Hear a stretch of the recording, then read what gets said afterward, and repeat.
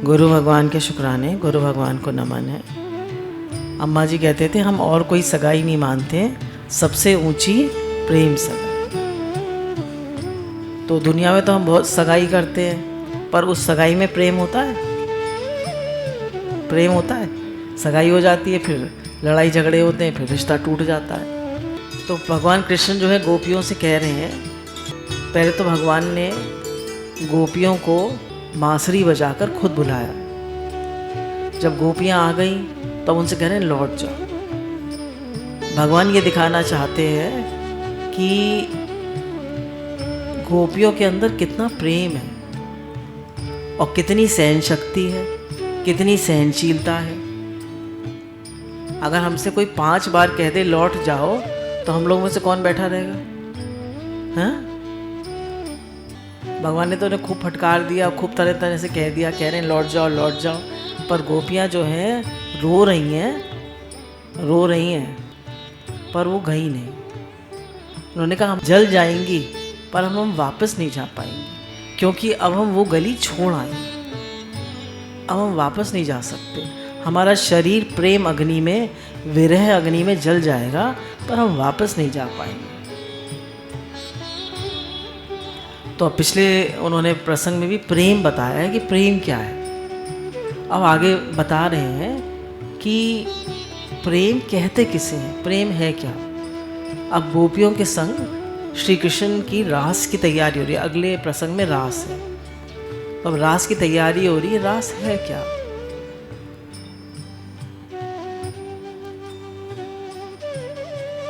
चंद्र है श्री कृष्ण और उनके चारों ओर जो गोपियां हैं वे तारा है। भगवान श्री कृष्ण तो चंद्रमा है, उनके चारों ओर गोपियां जो हैं तारों की तरह हैं। आकाश में थोड़ा सा अंधेरा और धरती पर काला चांद नृत्य कर रहा है। कह रहे हैं आकाश में थोड़ा अंधेरा है और धरती पे काला चांद। भगवान सांवले है ना, मेघ श्याम है, तो धरती पे तारों के बीच में, गोपियों के बीच में काला श्याम। गोपियां गोरी हैं तो इसलिए उनको तारे कह दिया। काला चांद नाच कर रहा है। तारे ना हो तो चंद्रमा की उतनी शोभा नहीं होती है, होती है शोभा? तारों से प्रविष्टित होकर ही पूर्ण चंद्रमा की शोभा बढ़ती है। तारे के बिना चंद्रमा की क्या स्थिति, प्रजा के बिना राजा की क्या स्थिति, और चपरासी के बिना मिनिस्टर की क्या स्थिति। अगर मिनिस्टर अकेला बैठा हो, उसका चपरासी ना हो तो उसकी क्या स्थिति। छोटे से बड़े की शोभा होती है। तो श्री कृष्ण भगवान बीच में और चारों ओर गोपियाँ। अब श्री कृष्ण की शोभा किससे? गोपियों से। गुरु जी की शोभा किससे? गुरु जी की शोभा किससे? हाँ, प्रेमियों से, है ना, प्रेमियों से। अब गुरु जी अकेले बैठे हो तो भी उनकी शोभा है। अगर वो उनका भगवान से प्रेम है, आत्मा में स्थित है, तो भी शोभा है। पर मतलब कहने के लिए, कहने की बात है कि जब भक्तजन आते हैं, प्रेमी जन आते हैं, तो शोभा बढ़ जाती है। ये प्रकृति अंधकारमयी रात्रि बिना परमेश्वर प्रकाशित नहीं होता। जैसे चंद्रमा के बिना रात्रि का अंधकार दूर नहीं होता, वैसे परमेश्वर के बिना प्रकृति का जो घोर अंधकार है वह दूर नहीं होता। अब कह रहे हैं ये जो प्रकृति है ये सत, रज और तम से बनी हुई है ना, रजोगुण, सतोगुण और तमोगुण से बनी हुई है। तो ये अंधकार में है। तो जब तक इसमें परमेश्वर हमारे जीवन में प्रकट ना हो, ये जो प्रकृति है ना हमारा, ये शरीर भी प्रकृति है और बाहर भी प्रकृति है, ये 3 गुणों से मिली हुई है, 3 गुण से बनी हुई है। तो जब तक इसमें परमात्मा प्रकट नहीं होता तब तक इसका अंधकार दूर नहीं होता। अंधकार मतलब ये जो हमें दुख देती है, दुखी सुखी करती है, ये दूर नहीं होता है। वैसे परमेश्वर के बिना प्रकृति का जो घोर अंधकार है वह दूर भी नहीं होता। बाद में बताया ये हमारे जो हृदय है ना, यहाँ ना सूर्य की ज्योति पहुँचती ना चंद्रमा की। अब जो हमारा हृदय है, दिल है, दिल तो है दिलबर के लिए दर दर पे लुटाया नहीं जानता। अब इस दिल में सूर्य की रोशनी पहुँचती है, पहुँचती है। दिल में सूर्य की रोशनी पहुँचती है। टॉर्च लगा के देखिए, दिखेगा कुछ नहीं दिखेगा। तो टॉर्च की रोशनी भी वहाँ नहीं पहुँचती, आँख से भी नहीं दिखता, क्योंकि आँख में तो सूर्य की रोशनी काम करती है। आँख में तो सूर्य की रोशनी काम करती है, और कह रहे मन में चंद्रमा की रोशनी। मन का देवता कौन है? चंद्रमा। वाणी में अग्नि, कह रहे हैं आपकी जीभ के पीछे आग जल रही है, आपकी जीभ के पीछे आग जल रही है जिससे कि वाणी निकलती है। अब हृदय दिखे तो कैसे दिखे? अब कह रहे हृदय किससे दिखे? हृदय तो दिखता ही नहीं है। तो हमारे हृदय में घोर अंधकार अमावस्या छाया हुआ है। जब तक श्री कृष्ण चंद्र हमारे हृदय में प्रकट नहीं होंगे तब तक हृदय का अंधकार दूर नहीं होगा। कह रहे हैं जब तक हृदय में भगवान का प्रेम नहीं आएगा, जब तक सतगुरु का सत्संग नहीं मिलेगा, तब तक हृदय का अंधकार दूर नहीं होने वाला। हृदय का अंधकार क्या है? गुण दोष, राग द्वेष, ईर्ष्या, जेलसी, चिड़न, कुड़न, दूसरों के दोष देखना, जरा जरा सी बात में ऐंठ जाना, चिढ़ जाना, मूड ऑफ कर लेना, ये सब क्या है? हृदय का अंधकार। मन का भी और हृदय का भी, दोनों का है। तो कह रहे कैसे दूर होगा ये? तो कहा भाई आओ अकेले चंद्रमा प्रकट हो जाए। बोले नहीं, हृदय में ऐसे चंद्रमा प्रकट नहीं होता, उसके लिए प्रेम चाहिए। कह रहे हमारे हृदय में श्री कृष्ण चंद्र प्रकट हो जाएं, पर ऐसे नहीं प्रकट होते, वो ऐसे नहीं आते। उनसे पहले प्रेम करो, उनके लिए पहले तड़पो, उनके लिए पहले मन में अभिलाषा हो, उनके लिए मन में पहले तड़प हो, तब वो प्रकट होते हैं। प्रेम बात बनाने से नहीं होता। वाणी का देवता अग्नि है, ये आपको मालूम होगा। यह जो जीव है इसके पीछे आग जल रही है, तब आवाज़ निकलती है। जीव के पीछे क्या है? आग है। अब आग आती है तभी आवाज़ निकलती है। ये जो कोशिश करके मीठा मिलाना पड़ता है, तो खाली बात बनाने का नाम प्रेम नहीं है। कह रहे खाली बात बनाने का नाम प्रेम नहीं है। प्रेम में दिल से, जैसे पूछा भाई एक आदमी ने भगवान से हमारा प्रेम कैसे हो, स्वामी अखंडानंद जी से, तो उन्होंने कहा वृंदावन के पत्ते पत्ते से पूछो, वृक्षों से पूछो, सबसे पूछो कि हमारा भगवान से प्रेम कैसे हो, हमारा भगवान से प्रेम कैसे हो। बोले ये दिन भर रट लगाए रहो कि हमारा भगवान से प्रेम कैसे हो, कैसे हो, कैसे हो, ये तड़प हो जाए। बोले तड़प हो जाएगी तो प्रेम हो जाएगा, तड़प ही नहीं होती किसी। बोले जैसी तड़प आपको खाने के लिए होती है, भूख लगती है तो, प्यास लगती है तो पीने के लिए होती है, जब कहीं नए वस्त्र दिखाएं तो नए वस्त्र के लिए होती है, शादी पार्टी हो, अपने घर में शादी पार्टी में जाने की तड़प होती है, घूमने की होती है, खाने पीने की होती है, मिलने जुलने की होती है, वैसी तड़प भगवान के लिए है? बताइए, है किसी को?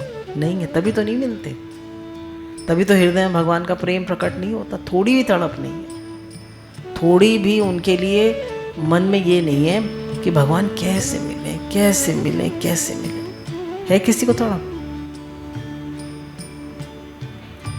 तो हृदय में कह रहे हैं भगवान से प्रार्थना करिए कि भगवान मेरे हृदय में आप प्रकट हो, मेरा आपसे प्रेम बढ़े, हे नाथ, हे प्रभु, हे दीनदयाल। हृदय में होता है प्रेम।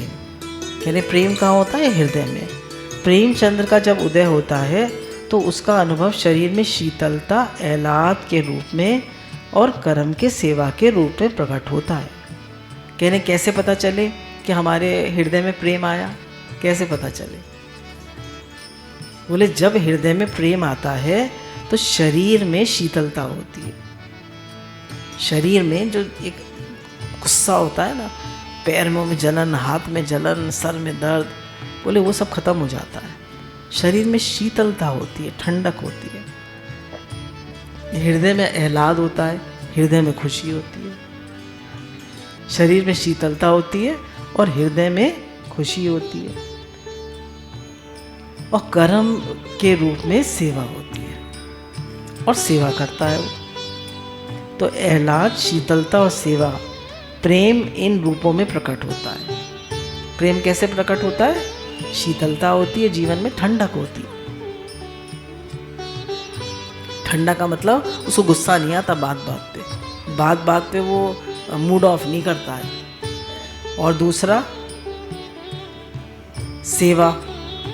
सेवा करता है और उसके हृदय में एक आनंद प्रकट होता रहता है, आह्लादनी शक्ति प्रकट होती रहती है। अब एक बार श्री कृष्ण ने राधा रानी से कह दिया कि तुम तो बिल्कुल चांद की तरह से लगती हो। तो राधा रानी नाराज हो गई। राधा रानी नाराज हो गई, बोली चंद्रमा कोई उपमा देने लायक है? क्यों भाई, तुमने क्या समझ के चंद्रमा के समान हमारे मुख को कहा? उनसे बोली कृष्ण जी से, रूठ गई प्रिया जी, हे नारायण, तो वहाँ चंद्रमा को कोई बढ़िया चीज़ नहीं माना जाता है वृंदावन में। फिर भी श्री कृष्ण को वृंदावन चंद्र बोलते हैं, वृंदावन बिहारी। तो ये प्रेम चंद्रमा है। पर चंद्रमा कैसा? आकाश का चंद्रमा 15 दिन घटता है, 15 दिन बढ़ता है। प्रेम की उपमा चंद्रमा से क्यों नहीं देते? क्योंकि ये 15 दिन बढ़ता है, 15 दिन घटता है, इसलिए चंद्रमा से प्रेम की उपमा नहीं देते। क्योंकि 15 दिन बढ़ता है, 15 दिन घटता है। आपका प्रेम भी ऐसी हो, 15 दिन तो आप बहुत खुश रहें, खूब सेवा करें, भाग भाग के खूब शीतल रहें, और 15 दिन आप खूब मूड ऑफ रखें, तो ये प्रेम है? बताइए, नहीं। तो कहने ये प्रेम चंद्रमा कैसा है? ये ना घटता है ना बढ़ता है। प्रेम कैसा है?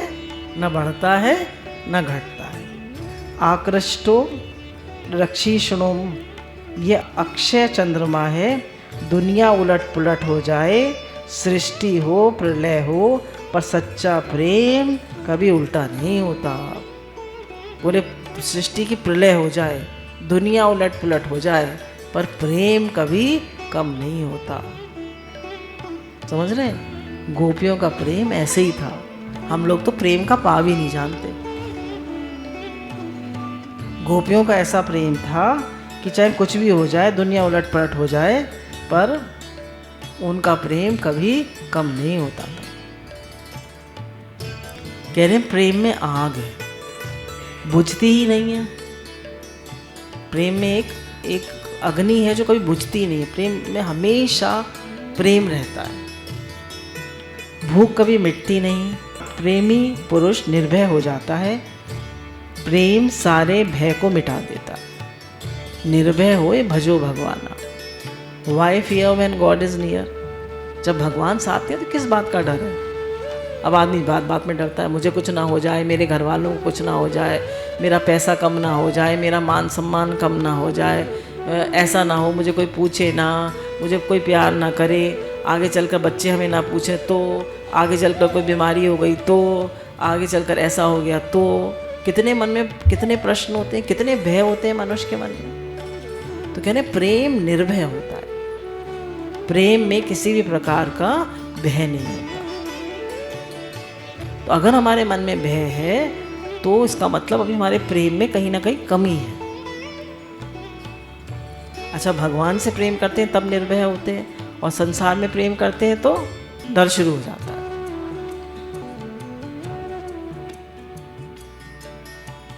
सायकाल प्रदोष काल में चंद्रमा का उदय होता है। और ये प्रेमचंद्र कब बढ़ता है? कह रहे चंद्रमा तो सायकाल निकल आता है, और प्रेमचंद्र कब निकलता है? और देखिए खास बात है, ध्यान से सुनिएगा,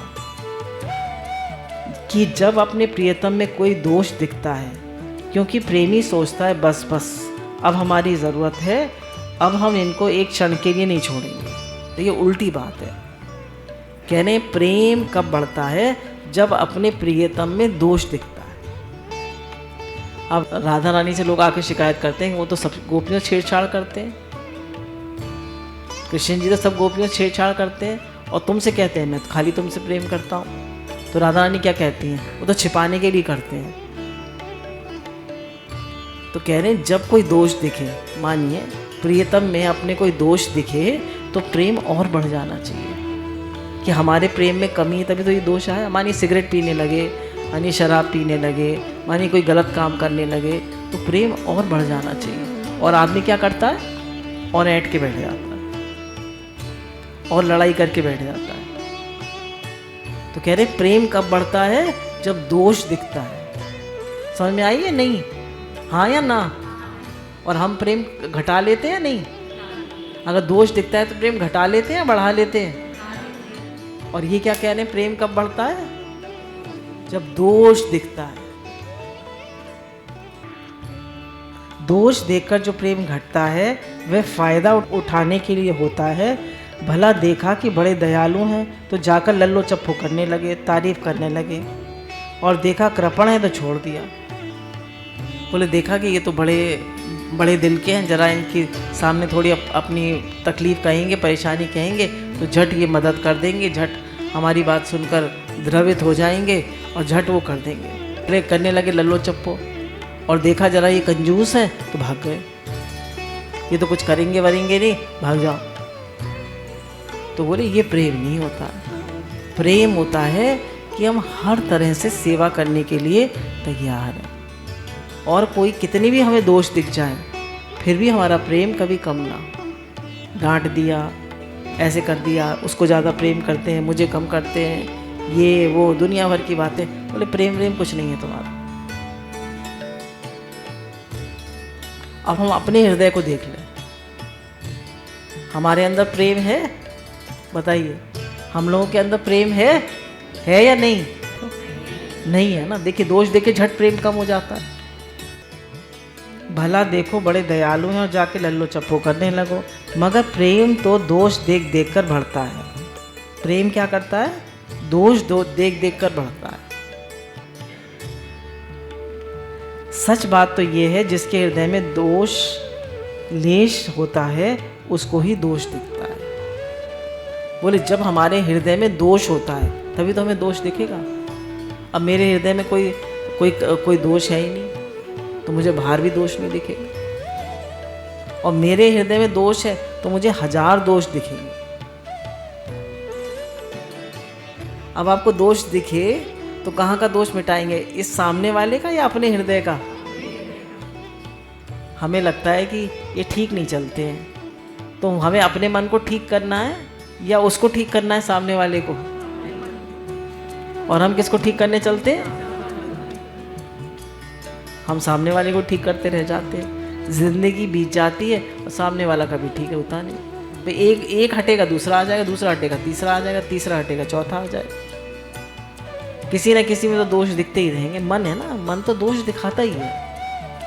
तो आप अपने देखिए, जब भी मन दोष दिखाएं तो आप अपने मन से कहिए तुम्हारा लक्ष्य भगवान है, तुम भजन करो, भजन। अपने मन को एक चांटा लगाइए और डांटिए, तुम भजन करो। क्यों देखते हो दूसरे के दोष? दोष तुम्हारे अंदर है, उसके अंदर दोष नहीं है। तुम्हें क्यों दिखते हैं दोष? डांटिए अपने मन। सारा टाइम दोष ही देखता रहता है, बुद्धू कहीं का, पागल कहीं का। अपने मन को डांट रहे हैं। दोष है तेरी दृष्टि में जगत निहारता, समता का वचन डाल दे बस हो गया भजन। तो देखिए, दोष दृष्टि जिस दिन हमारी हट जाए तब तो भक्ति शुरू हो, तब तो भगवान से प्रेम शुरू हो। अब दोष भी दिख रहे हैं और प्रेम भी है भगवान से, कैसे होगा? नहीं होगा भगवान से प्रेम। एक ही तो रहेगा हृदय में, या तो कृष्ण चंद्र रहेंगे या फिर दोष रहेंगे। सच्चे प्रेम में दोष दृष्टि होती ही नहीं। एक दोष बताओ तो प्रेमी उसकी 1000 सफाई दे देंगे। अगर एक दोष उनको बताओ कि ये दोष है प्रियतम में, तो वो जो प्रेमी लोग होते हैं वो 1000 सफाई दे देंगे। अरे नहीं उनमें कोई दोष नहीं है, अरे नहीं वो तो ऐसे हैं, वो तो ऐसे हैं, वो तो बहुत अच्छे हैं, उनकी 1000 सफाई दे देंगे। कहेंगे तुम उनकी परिस्थिति तो देखो, उनकी दया तो देखो, उनको कितने संकट में पड़कर ये काम करना पड़ा होगा, ये तो देखो। गलती करे दूसरे, सफाई दें दूसरे, क्योंकि प्रेम। कह रहे कितनी भी गलती हो जाए पर जो प्रेमी लोग हैं वो सफाई देकर कह देते हैं उनमें कोई कमी नहीं है। अगर पत्नी जो है, ये तो अलग दृष्टांत है, भगवान के ऊपर नहीं लगता है, इस प्रसंग में भी नहीं लगता। पत्नी जो है वो किसी से अपने सास की, अपने पति की थोड़ी थोड़ी कुछ कुछ बात कहने लगे और दूसरा जन आके कहने लगे, तो क्या करेगी? उससे डरने लगेगी या बात मान जाएगी उसकी?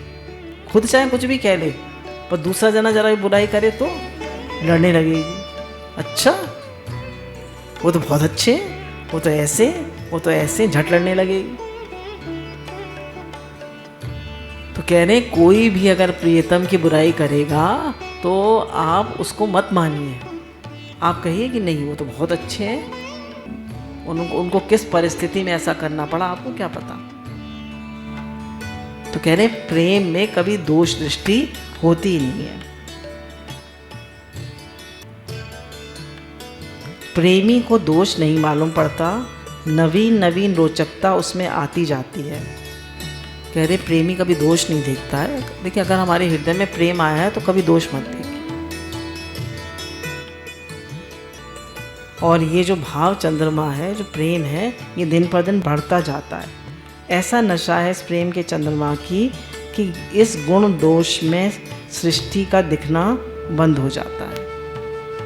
कह रहे प्रेम में ऐसा नशा है, ऐसा नशा है कि जो गुण दोष में सृष्टि है ना, ये प्रकृति, किसी गुण दिखते हैं, किसी के दोष दिखते हैं, बोले ये दिखना बंद हो जाता है। आप दूसरे की बात ही करना छोड़ दीजिए, तब समझिए आपके हृदय में प्रेम आया। दूसरे की बात बंद, किसी दूसरे की बात मत करिए। बाहर से गुण दोष भाग जाते हैं और भीतर से राग द्वेष भाग जाते हैं। कह रहे जब प्रेम आता है हृदय में तो बाहर से तो गुण दोष भाग जाते हैं और भीतर से क्या भाग जाते हैं? राग द्वेष। राग द्वेष भाग जाते हैं। सुख हो तो प्रीतम से, दुख हो तो प्रीतम से। बोले सुख हो तो प्रीतम से, दुख हो तो प्रीतम से। गाली दे तो प्रीतम, गाली भी दे अगर तो प्रीतम गाली दे। तारीफ करे तो प्रीतम, मारे तो प्रीतम, जिलावे तो प्रीतम। अद्भुतम भाव चंद्रम, ये भाव का जो चंद्रमा है, ये प्रेम का जो चंद्रमा है, अद्भुत है। ये दोष देखने से बढ़ता है ना। और संसार में तो जरा सी बात हुई, जरा सी, और जरा सी देर में तलाक हो जाता है, जरा सी देर में लड़ाई झगड़े हो जाते हैं। आजकल तो सहन शक्ति रही नहीं है। देखिए भगवान से भी मनुष्य क्या करता है, भगवान से भी प्रेम करता है। जरा जीवन में दुख आएगा तो कहेगा कहाँ है भगवान जी आपका प्रेम, आप तो दुख ही भेजते रहते हैं। घटना राज हो जाएगा भगवान से भी। जरा तकलीफ आई, ये नहीं देखेगा मैं कौन कौन से पाप करके आया हूँ जन्मों जन्मों में, अपने कर्म तो दिखाई पड़ते नहीं। आकाश में तारों से घिरा हुआ चंद्रमा और दूसरी तरफ धरती में गोपियों से घिरे हुए श्री कृष्ण। आकाश में तारों से घिरा हुआ चंद्रमा और धरती पे गोपियों से घिरे हुए श्री कृष्ण चंद्र। जैसे तारों की वजह से चंद्रमा की शोभा बढ़ जाती है, वैसी गोपियों की वजह से श्री कृष्ण की शोभा बढ़ी घटी नहीं। गोपियों की वजह से श्री कृष्ण की शोभा बढ़ गई। अब कह रहे हैं जिसका आनंद निरावरण होता है। निरावरण मतलब अब उस पर कोई आवरण नहीं है, अब उस पर कोई पर्दा नहीं है, तो उसको एकांत में भी आनंद आता है और उसको भीड़ में भी आनंद आता है। उसको एकांत में बिठा दो तो भी वो आनंद में रहता है, वो अपना भजन करता है, भगवान में मन लगाता है, भगवान के लिए उसके आँखों से अश्रुधारा बहती है, वो प्रसन्न रहता है। और जब भीड़ में होता है तो सब में भगवान देखता है, उसमें भी प्रसन्न रहता है। और कह रहे हैं जिसका आनंद निरावरण नहीं हुआ, जिसके आनंद अभी प्रकट नहीं हुआ, तो भीड़ में रहता है तो चिड़चिड़ाता है, लोगों के दोष देखता है। अकेले रहता है तो उसका मन नहीं लगता। समझ रहे हैं? तो जब हम अकेले में भी हमारा मन ना लगे और भीड़ में भी हम खुश ना रहें, तो इसका मतलब क्या हुआ कि अभी हमारे हृदय में आनंद प्रकट नहीं हो। हमें अपनी तरफ देखना है बस, किसी दूसरे को मत देखिए, अपनी तरफ देखिए। मैं अकेला रहता हूँ तो खुश रहता हूँ, मैं भीड़ में रहता हूँ तो मैं खुश रहता हूँ, मैं हर तरह से खुश हूँ, तो मेरा प्रेम, मेरा आनंद निरावरण हो गया।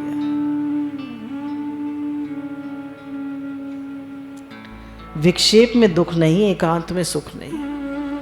कह रहे हैं भले ही बहुत सारे लोग हों, विक्षेप हो तो कोई दुख नहीं, और एकांत में सुख नहीं, दोनों में खुश है।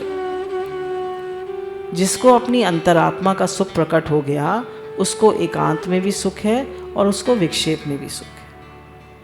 जिसके अंदर में अंतरात्मा का आनंद प्रकट हो गया। देखिए हम जब कहते हैं मैं भगवान का हूँ, भगवान मेरे हैं, तो भगवान किससे? शरीर से मेरे हैं, आत्मा से? हैं? तो भगवान का हमारा कौन सा संबंध हुआ? आत्मिक। हमारा भगवान से आत्मिक संबंध है। ये वही चीज़ है जो हम कहते थे मैं आत्मा हूँ शरीर नहीं। ये वही चीज़ है। ये ज़रा सरल लगती है, मैं भगवान का हूँ और भगवान मेरे हैं, बात वही है। अब ये भगवान श्री कृष्ण का वर्णन कर रहे हैं। ये सांवरा सलोना ब्रह्म, गोपी जनों से घिरा हुआ ब्रह्म, ये चिबुक की गति, हाथ की गति, पाँव की गति, कमर की गति से, और कभी कभी वह नहीं नाचता, चुपचाप खड़ा है। दूर तद दूरे, गोपियों से नाचता हुआ, कभी वह अकेला से उनसे दूर निकल गया, कभी नाचता हुआ झट गोपियों के पास आ गया। बोले कभी तो गोपियों से दूर निकल जाते हैं भगवान, कभी गोपियों के पास आ जाते हैं।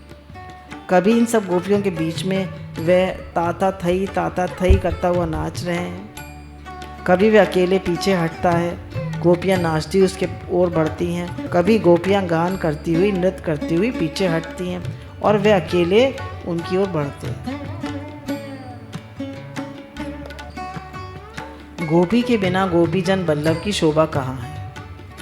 गोपीजन वल्लभ की शोभा तो गोपीजन से ही है। आज उनकी शोभा बढ़ गई, आज उनका अवतार लेना सफल हो गया। कह रहे श्री कृष्ण की शोभा तो गोपियों से ही है। कहने आज उनका अवतार लेना सफल हो गया भगवान श्री कृष्ण का। अब देखिए इसमें कितनी अच्छी बात कह रहे हैं। आज उनकी किशोर अवस्था सफल हो गई। पहले सुनाया था भगवान ने अवतार क्यों लिया? यदा यदा ही धर्मस्य ग्लानिर्भवति भारत अभ्युत्थानम तदात्मानाम सजाम्यम। तो ये जो पूरा है कि पृथ्वी का भार दूर करने के लिए भगवान का अवतार हुआ। तो कह रहे हैं ये पृथ्वी का भार तो संकर्षण वसुदेव ही दूर कर देते, है ना। बलराम जी जो है वही दूर कर देते, उन्हीं के सर पे पृथ्वी रखी है। प्रद्युम्न धर्म की स्थापना कर देते, और अनिरुद्ध जो है वो और कुछ का सब काम कर देते। श्री कृष्ण ने अवतार क्यों लिया? बोले श्री कृष्ण ने केवल गोपियों का प्रेम पूर्ण करने के लिए, केवल प्रेमी जनों के लिए कृष्ण का अवतार हुआ। तो कृष्ण का अवतार क्यों हुआ? केवल भक्तों के लिए। कृष्ण का अवतार क्यों हुआ? भक्तों के लिए, केवल भक्तों के लिए। और सब काम तो संकल्प मात्र से हो जाते, और लोग कर देते। ये प्यारे प्यारे कृष्ण नारायण। गुरु भगवान के अनंत अनंत शुक्राना।